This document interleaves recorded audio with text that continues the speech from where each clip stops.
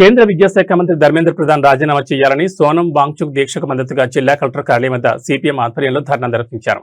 సోమవారం నిర్వహించిన ఈ ధర్నా కార్యక్రమంలో సిపిఎం నాయకులు మాట్లాడుతూ నీట్ పేపర్ లీకేజ్ బాధ్యులను కఠినంగా శిక్షించాలని డిమాండ్ చేశారు. కేంద్ర విద్యాశాఖ మంత్రిని తక్షణం పదవి నుంచి తొలగించాలని పెద్ద ఎత్తున నినాదాలు చేశారు.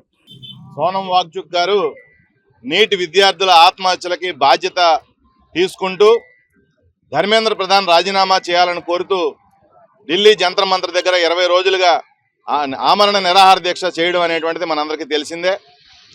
కేంద్ర ప్రభుత్వం చాలా మొండిగా ఉంది.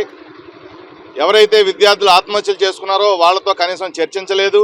వాళ్ళ తల్లిదండ్రులని కనీసం నివాళి కూడా అర్పించినటువంటి పరిస్థితి. ఇంత దుర్మార్గంగా కేంద్ర ప్రభుత్వం వ్యవహరించింది.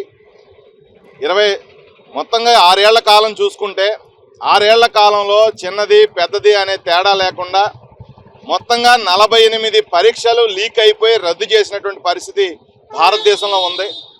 కాబట్టి విద్యా వ్యవస్థ పూర్తిగా నిర్వీర్యం అయిపోతూ ఉంది.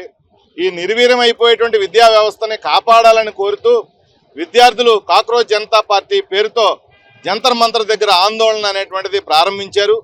ప్రారంభించినప్పటి నుంచే ఈ బీజేపీ అభిమానులందరూ కూడా వాళ్ళ దేశద్రోహులుగా ఎవరైతే ఉద్యమాలు నిర్వహిస్తున్నారో వాళ్ళు ఈ దేశానికి వ్యతిరేకంగా మతానికి వ్యతిరేకంగా మాట్లాడుతున్నట్టుగా చిత్రీకరించేటువంటి పరిస్థితికి తీసుకొచ్చారు.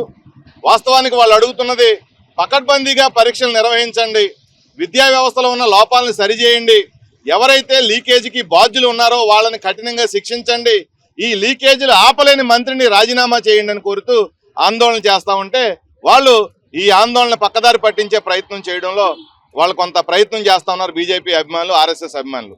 నిన్నగాక మొన్న ఆ కాక్రోచ్ జనతా పార్టీ అధినేత దీపిక మీద నీలిరంగు విసిరినటువంటి పరిస్థితి ఉంది. ఆవిడెవరో ఉన్నావు దళిత మహిళని అత్యాచారం చేసి వాళ్ళ తల్లిదండ్రుల్ని వాళ్ళని అందరినీ హత్య చేసినటువంటి ఒక ఎమ్మెల్యేకి, దుర్మార్గుడైనటువంటి ఒక ఎమ్మెల్యేకి మద్దతుగా ర్యాలీ చేసినటువంటి మహిళ ఆవిడ ఇవాళ విద్యార్థులు చేసే ఆందోళనకు వచ్చి రెచ్చగొట్టేటువంటి ప్రయత్నం చేసింది. ఇది తప్పు. బీజేపీ యొక్క చేష్టల్ని ప్రజలు గమనిస్తూ ఉన్నారు. ప్రజాస్వామ్యాన్ని ఇదివరకు అన్నా హజారే దీక్ష చేస్తే కాంగ్రెస్ ప్రభుత్వం 11 రోజుల్లో స్పందించి వాళ్ళ డిమాండ్లు చర్చించి వాళ్ళ లోక్పాల్ బిల్లుకి ఆమోదం తెలిపినటువంటి పరిస్థితి ఉంది. మరి 20 రోజుల నుంచి 30 రోజుల నుంచి ఆందోళన చేస్తున్నటువంటి ఈ విద్యార్థి లోకంతో చర్చించడానికి బీజేపీ ప్రభుత్వం రావటం లేదు. బీజేపీ ఇవాళ నిలదొక్కుందంటే అది అన్నా హజారే ఉద్యమం ప్రభావమే అని చెప్పి గుర్తించాలి. కానీ వాస్తవానికి దానికి వ్యతిరేకంగా చర్యలు తీసుకున్నటువంటి పరిస్థితి కనబడతా ఉంది.